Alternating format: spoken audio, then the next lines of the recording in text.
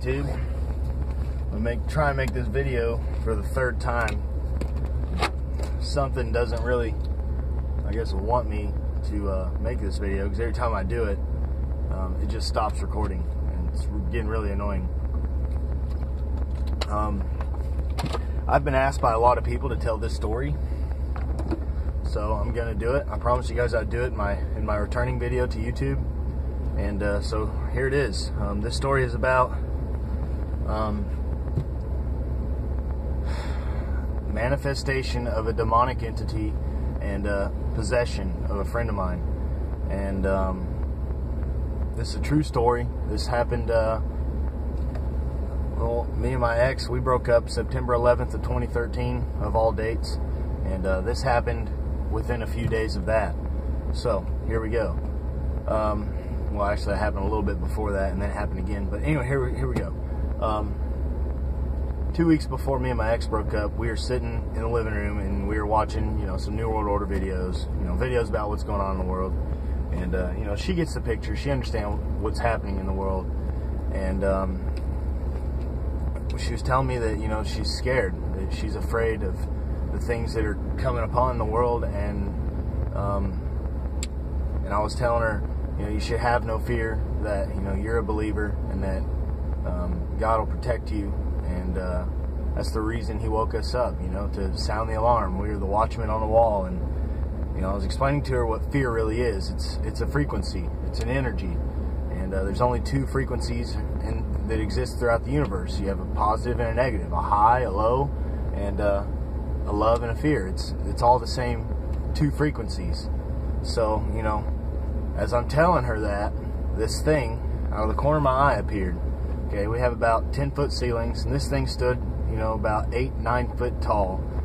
Had big, broad, wide shoulders, probably 3 foot wide shoulders. And I catch it out of the corner of my eye. Okay, it just came through the wall and just stood there over in the corner of the room. And at that moment, the exact moment, every single hair stood up on my entire body.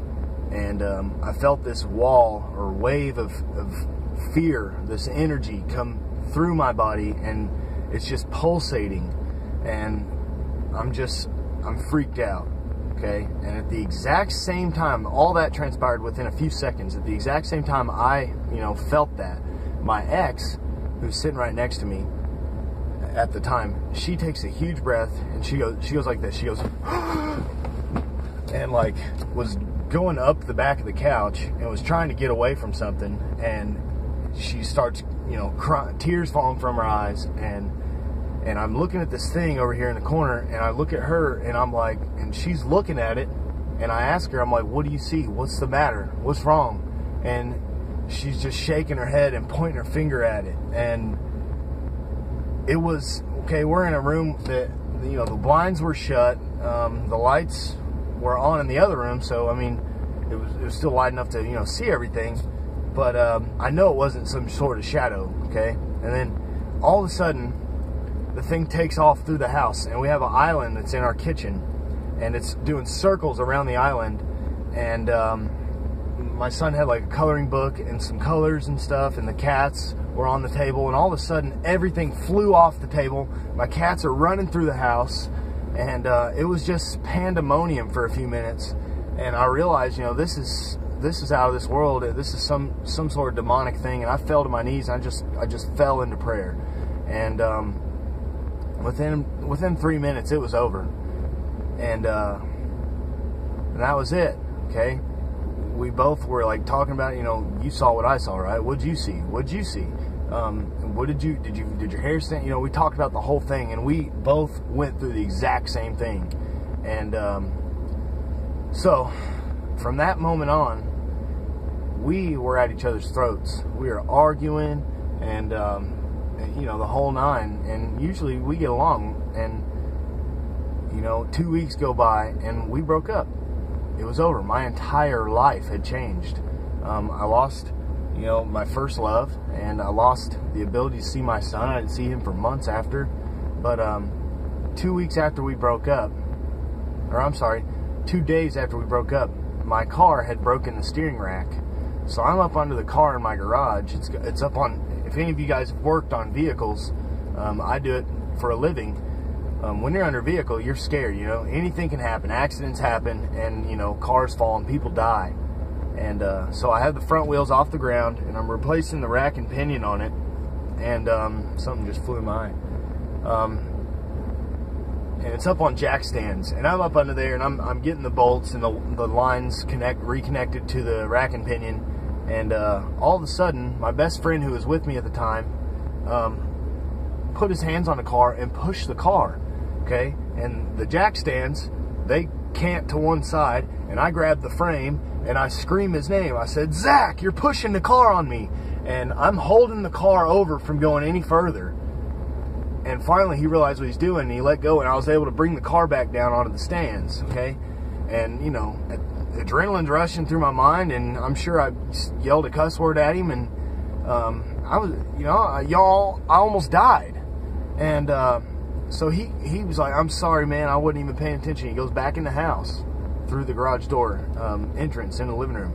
And so I get back to work. You know, I chalked it up to him just not paying attention. So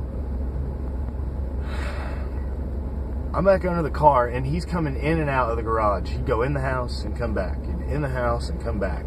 And I figured he's just on his phone or something, you know, walking around and just screwing off. And I ended up finishing the car, and you know, I took it for a test drive, and I came back, and we're sitting down on the couch. It was a hot day, you know, mid-September, and I'm like, "Man, you want to hear?" We were talking about, you know, the New World Order, and, you know, just the crap that's going on in the world. And I'm like, "You want to hear a crazy story?" So I started telling him about what me and my ex experienced 2 weeks before, and right at that moment, as I'm like halfway through it, I was interrupted by him sobbing right next to me, you know, choked up, tears, snot, the whole nine, you know, when you lose control of your emotions. And I'm like, I stopped, put my hand on him, I'm like, "Brother, what's wrong, man? What's the matter?" And he's like, "You've known me my whole life." He's like, "I'm going to tell you something, but promise me you won't think I'm crazy." And I'm like, "I promise." He goes, "You know I'm not crazy, right?" And I said, "I know you're not, brother." And I got chills telling you guys this. You guys can tell. Probably not. Phone quality. He said, when you were under the car, he said he lost control, and he didn't realize what was happening, but he felt this energy come through him, and then this voice was in his head, and this voice was yelling in his head, saying, "Do it, do it, push the car. Do it. It'll look like an accident. Just push the car." And he needs to die.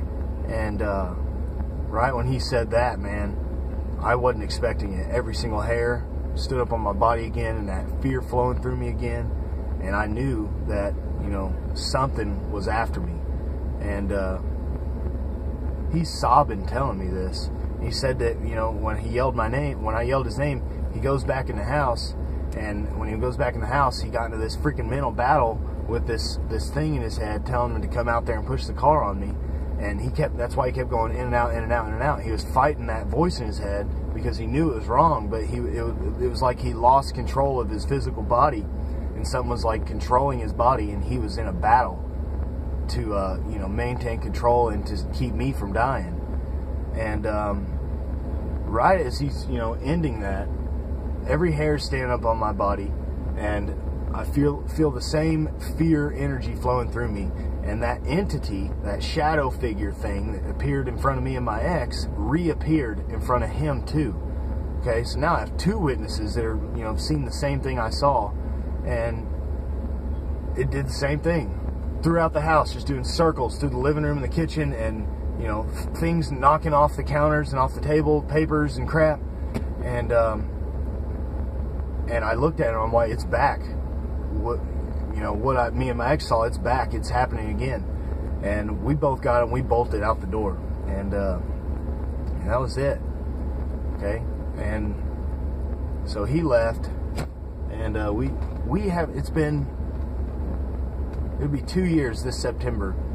and we have only talked about it one time. He don't want to talk about it. He's told me not to bring it up, and you know, it's like he's in denial about it. But I mean, he became a believer forever. It was a humbling thing for me and him to go through, and it really is a life-changing thing above all, because if you go through something like that, a demonic experience, you know, and I don't know what it's like to be possessed, or, you know, for something to come inside of his mind and tell him to do things and control his body. I don't know what that's like, but I do know that I saw the same thing twice, and I call it a shadow man or a demon. And I mean, I've been online since then, and I've researched other people's testimonies of this shadow figure, and other people describe the exact same thing that I saw, the exact same thing. And that right there just, you know, put the nail in the coffin that what I saw was real, and I believe it's real 100%. I'll never ever change my mind about it. And so I was studying scripture with this minister out of China who's a believer, and I mean, legit. This guy doesn't even have a TV or any, you know, computer or anything in his house. He's, you know, strictly lives by the word, and just an amazing, awesome man. And I was telling him, you know, I'm going to tell you this, and it's going to sound nuts, but this is truth, and I want to know your take on it. So I'm going through the whole spiel of what happened between, you know, me and my ex and my best friend, and he stopped me like halfway through. He's like, hey, he's like, you don't even have to finish. I already know what you're talking about. I know you're not crazy. My brother went through the same thing, and he said about 3 months ago, and he's like, these demonic entities can't enter the threshold of your home unless you leave the door open to them. So you need to figure out what you're doing to leave the door open to them. And I figured out what it was. You know, it took me a while. What it was I was living in fear. I'm in fear of these freaking pagans, these Luciferians that are, you know, destroying our world and, you know, just murdering people worldwide. And I was studying the occult, and I was spending more time immersing myself into that fear porn, into that negativity, than I was, you know, spending time with the Lord. And that's what it was. I was leaving the door open to that. So I gave up that stuff, man. I let it go. I started, you know, I became born again. I got baptized by, you know, a legit minister that's awake to the truth. And you know, of course I'm a sinner. Everybody's a sinner. I hate that I'm a sinner. I wish I wasn't. I wish I was as perfect as Yeshua himself. But, you know, we know that that's near impossible. We were born into sin. And our job is to recognize that sin and, you know, to repent of it. So that's what happened, okay? I know it may sound nuts to some of you people out there that probably, you know, I don't know. I'm sure all of you, you know, not everybody believes in, you know, the spirit world, but I'm telling you, that's the truth. And you weren't there, you didn't witness it, so it's not going to have near the impact on your life as it did mine and, you know, my brother and my ex.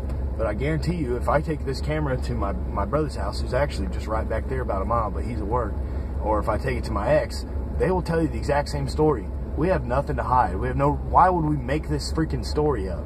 This is something that actually happened. This is an experience that is out of this world. So for, you know, atheists to attack people like us that believe in a spiritual world, who believe that we weren't just created to live on this earth, to work as slaves our entire life and then die and that's it, that's the end of existence. For people to believe that crap, I'm telling you, if you go through something like we went through, you would fall to your knees and you'd repent, because it's all real. Everything you've ever been told about the spiritual world it's real. It exists.